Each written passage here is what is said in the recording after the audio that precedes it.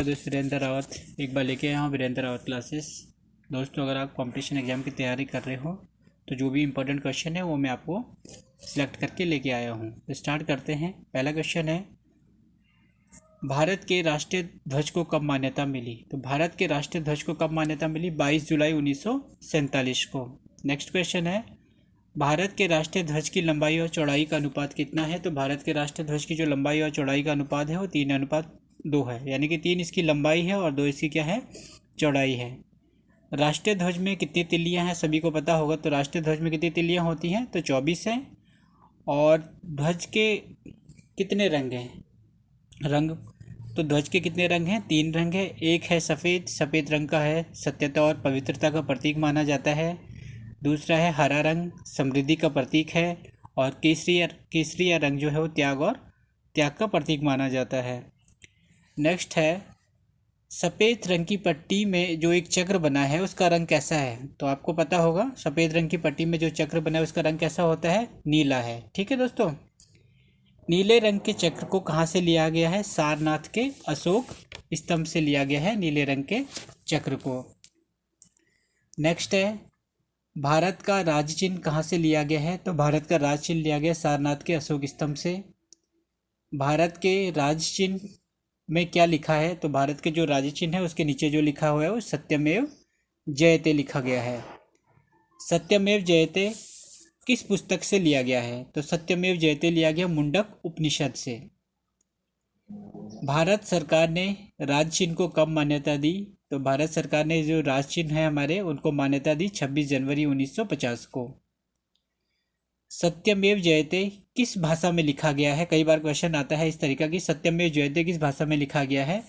तो सत्यमेव जयते जो लिखा गया है वो देवनागरी लिपि में लिखा गया है, यानी कि हमारी हिंदी की लिपि भी क्या है? देवनागरी लिपि है। धर्म चक्र के दाएं किसकी आकृति है? तो धर्म चक्र के दाईं ओर जो है वो बैल की आकृति है। और धर्म चक्र के बाईं ओर जो आकृति है वो घोड़े की आकृति है। नेक्स्ट है, भारत का राष्ट्रगान कौन सा है? तो आपको सभी को पता है भारत का राष्ट्रगान है जन गण मन अधिनायक जय है। ठीक है, तो जन गण मन को किसने गाया था? रविंद्रनाथ टैगोर ने उन्हें लिखा था। जन गण मन को लिखा था रविंद्रनाथ टैगोर ने। भारत सरकार ने जन गण मन जो भारत का राष्ट्रगान है को कब मान्यता दी? तो उससे मान्यता दी गई 24 जनवरी 1950 को मान्यता दी गई है। और भारत का राष्ट्रगान कब गाया गया? पहली बार कब गाया गया? तो पहली बार गाया गया था 27 दिसंबर 1911 को। और इनके गाए जाने की अवधि सभी को पता है कितनी होती है? जनगण मन को गाए जाने की अवधि तो 52 सेकेंड में। तो 52 सेकेंड में आपके जो 5 पद हैं उनको पूरा गाया जाता है। कई बार इस तरीके का भी आता है कि राष्ट्रगान के पूरे गीत में कितने पद हैं? तो राष्ट्रगान के पूरे गीत में जो है 5 पद माने जाते हैं। नेक्स्ट है, भारत का राष्ट्रीय गीत कौन सा है? तो भारत का राष्ट्रीय गीत है वंदे मातरम। और वंदे मातरम को किसने लिखा? बंकिम चंद्र चटर्जी ने।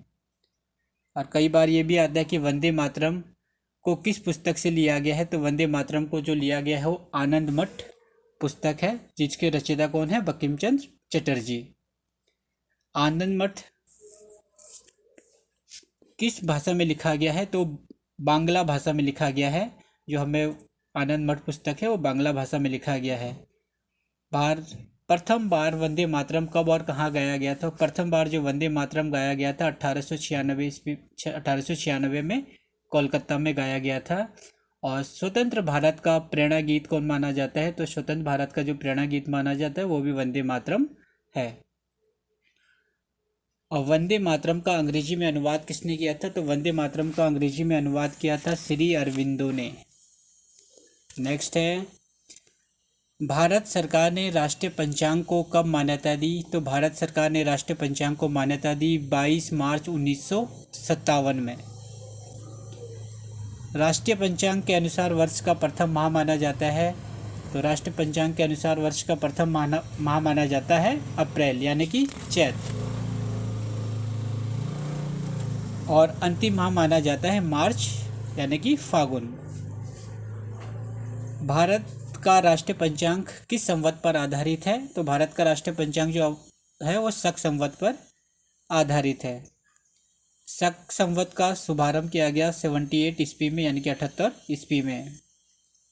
और राष्ट्रीय पंचांग के अनुसार सामान्य वर्ष कब से माना जाता है? तो 22 मार्च से राष्ट्रीय पंचांग के अनुसार सामान्य वर्ष माना जाता है, और इंग्लिश कैलेंडर के अनुसार 1 जनवरी से। लीफ वर्ष कब आरंभ होता है? लीफ वर्ष कब आरंभ होता है? 21 मार्च से।